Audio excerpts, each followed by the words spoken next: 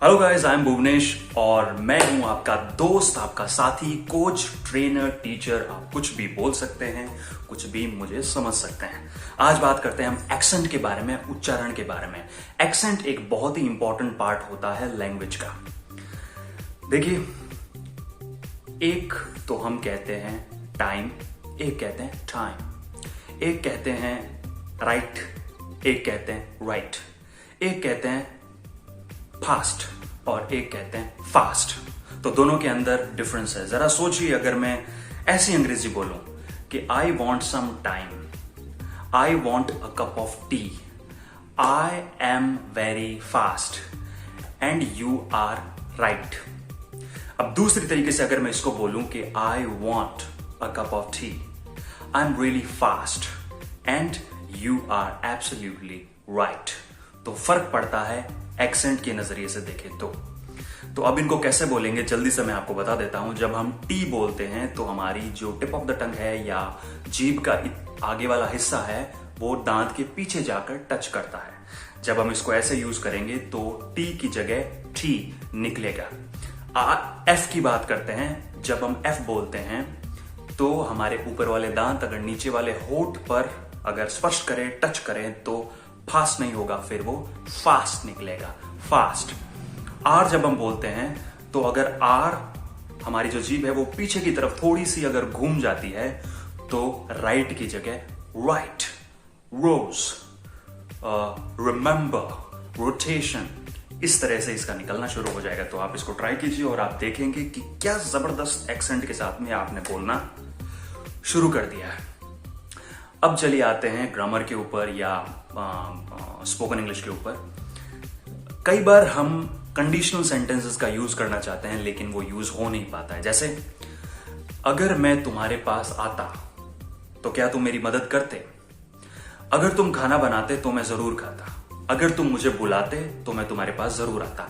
तो conditional sentence बहुत तरह के होते हैं लेकिन ये जो कंडीशनल सेंटेंस मैंने बोला ये सबसे ज्यादा यूज में आने वाला सेंटेंस है। तो जब हम कंडीशनल सेंटेंस बोलते हैं, कंडीशनल सेंटेंस का मतलब है कि ऐसी चीज हुई ही नहीं, ये असत्य कल्पना है, ऐसा कार्य हुआ ही नहीं था, लेकिन होता तो ये होता। तो इसका जो स्ट्रक्चर है वो मैं आपको बता देता हूं, आप कहीं इसको लिख लीजिए या फिर दिमाग में बिठा लीजिए।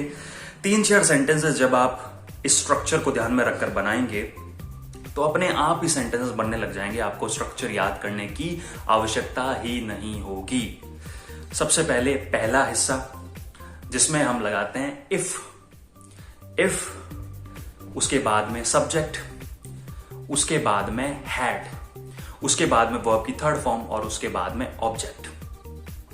यानी अगर तुम मुझे बुलाते तो स्ट्रक्चर के हिसाब से होगा इफ यू हैड कॉल्ड मी। ये पहला हिस्सा। तो क्या होता, अब इसका दूसरा हिस्सा है subject plus would have plus verb की थर्ड फॉर्म और उसके बाद में आता है ऑब्जेक्ट। तो मैं तुम्हारा काम करता। If you had called me I would have done your work. अगर मम्मी खाना बनाती तो मेरा भाई जरूर खाता।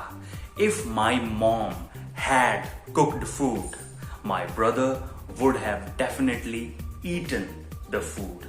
बहुत सारे सेंटेंस हो सकते हैं। अगर तुम स्कूल आते तो मैं तुमको नोटबुक देता।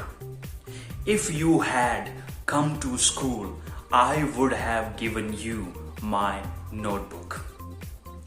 अगर तुम एक्सरसाइज करते तो तुम फिट बन जाते। If you had done regular exercise you would have become fit. तो ये कंडीशनल सेंटेंसेस होते हैं। आप अपनी कॉपी के अंदर इन सेंटेंसेस को लिख के इस स्ट्रक्चर के हिसाब से बनाते रहिए, दिमाग में घुमाते रहिए और 2-3 दिन तक जब आप ऐसा लगातार करेंगे तो अपने आप ही ग्रामर के स्ट्रक्चर के बिना ही ये सेंटेंसेस अपने आप आपके दिल में से, दिमाग में से, मुंह में से निकलने लग जाएंगे। Remember, English is all about a game of practice. You take so many books, you remember the rules, you try to mug them up. That is definitely not going to help you out. What is going to help you out is thinking in English.